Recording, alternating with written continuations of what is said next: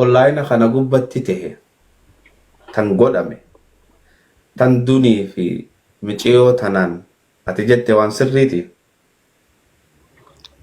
Tole.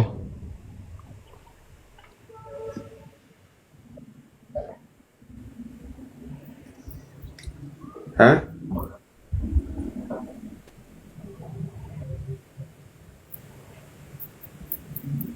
Waan sirriiti miti badii guddaadha wallahi wabillahi Hamza.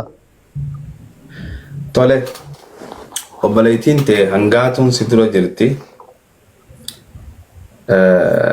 Badii tanaaf isii qofaa miti nama social media fayyadamu xiqqaadha. Waan sirriiti miti badii guddaadhaan jee badii guddaadha. Dhiifamallee akkanaa godhan gaa'uun isin gubbarratti hin gaafadhaan. Neetworkii kana godhate roostas. Waan dicharee fuudhate dubbatti amma dubbachaa jira sagalee si dubbatti malee taammaa hangaatuuti miti itti ufeeti yaada. Tole obboleettiin teenya dunii fi hangaatuun silana hangaatuun ni jirti duniin osoo ol seenteen hin gammada. Wanni gartee online irratti ja'ame san namni bira hin gahin tokko hin jiru xiqqaa fi guddaan bahaa fi dhiyaatti gurraachaa fi diimaa chaayinaa fi suudii jidduu bakka isiin hin gahin hin jirtu. Tanaaf akkuma wanni kun online irratti badetti online irratti obboleeyyan keenya hangaatuu fi duniillee maqaa isaanii dhoyitee obboleeyyan kiyya wanni ta'ee san sirriin turre jettee akkaataa dhiifamatti gaafattu gaasiitu beekaa isaan nu duratti gaafatta. Ijoolleen ammoo akka gartee asirratti haasawni tokko hin dubbatamne isaan na dhageeffachuu qofachi booda anaatu waan isaaniin ja'a. Dhiifama akkanaa godhan hundi isaanii uummanni Oromootillee dhiifama akkanaa godhu akkasumas deebii obboleeyyan kiyyaas dhiifama akkanaa godhan kabajaa fi jaalalaan isaan gaafadha jechuudha. Shaarmaarkee ati hoggaa dubbattuu hunda beektaa namni diraamaattis beeka waan taateef diraamoo fakkaata haasoo inni keetiif dubbiin ta'e hundinuu san gubbaan neetworkiin daranuu diraamaa keessii bareechaa jira akkamtu wayya viidiyoo illee mul'attu amma waan nuti dubbannu bitaati nu deebisu caalaa diraamaa fakkaataa mi haasoo inni biyya dugala goran. Bikkaree bisni deebi sharmarke amma diima deebi'ee jira bikkaree futuu sana deebi'ee ammas neetworkiin kee gabbuu jira.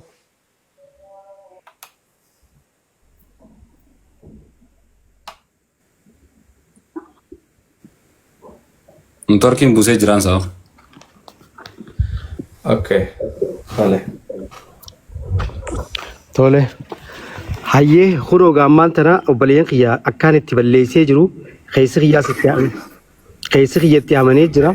Kanaafuu rabbi jecha dhiifama akkanaa godhan uummanni Oromoos akka dhiifama naa godhu kabajaan isaan gaafadhaa jechuudha. Okay, uummanni Oromoo si dhagayaa jira sharmaarkee obboleettiin ta'e hangaatuun si dura teessi maqaa isii dhahiiti dhiifama gaafadhu hangaatuun. Hin dhagayamu waan hin jee. Neetworkiin kun gudii godhaa jira. Waan ati jettu dhagoo barus taas boruu dhagee amma borutti dheeyti. Waan ati meesan. Ustaz adeemsi dhiifama maatti jaallee. Dubbaddume jara hin. Dubbaddu neetworkiin. Dagaa dubbii kan wal sossobuuf kana miti waan ni jiru waan duubarraa deemaa jirus ni beeyna waan ni eegas boodallee wanni ta'e zaachaa deemaa jira anattillee zaachaa deemu jira waan san hunda hajeen anaani sini galee anaani hajee hangaatu ni arrabsee firraa arrabsite. Dhimma san guutuu kadubbate osoo naan isa sossobu ati artistiidha sagalee ta'u osoo hin jiruuni sanarraan namoonni inni ergee zaacha adda addaa oofu jiru.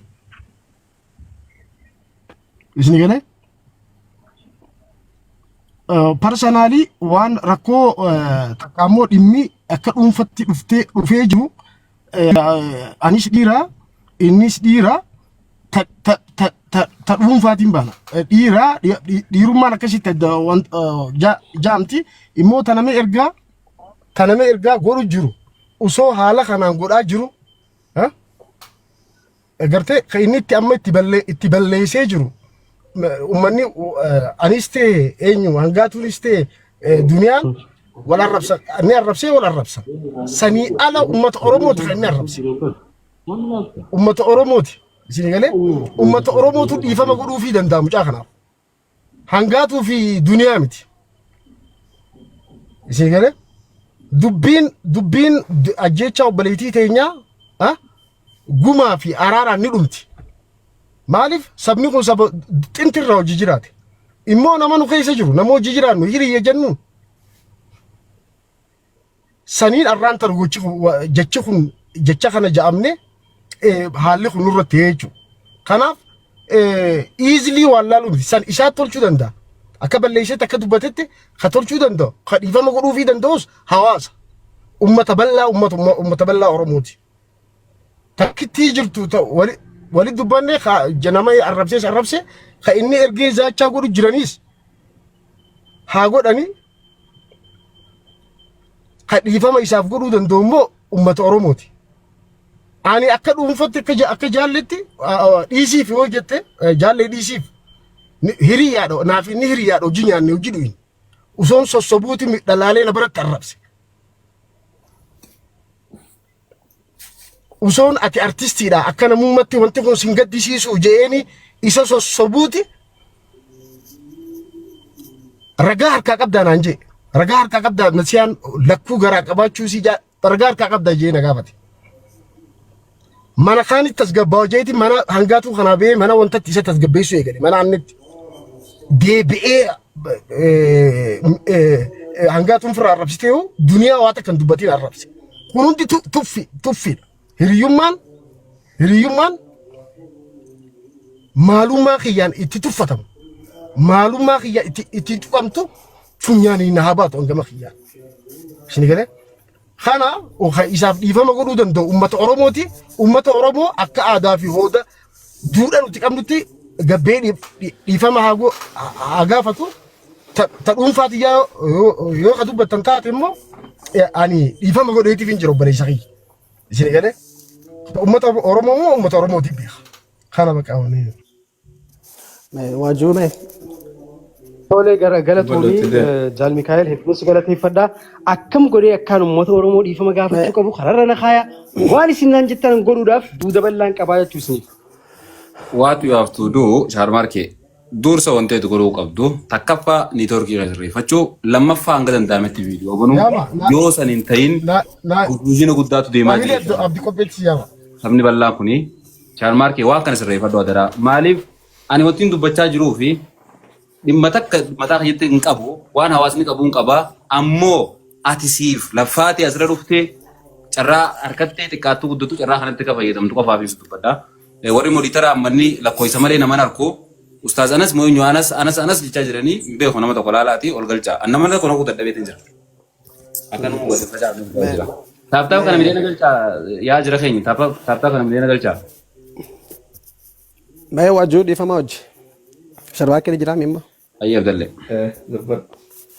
Ayyee galatooma warri mana kana keessa jirtan hundinuu yeroo teessan fudhattanii as keessa jirtanii Jaal Mikaa'elis baga dhuftee obboleessa kee ishee isa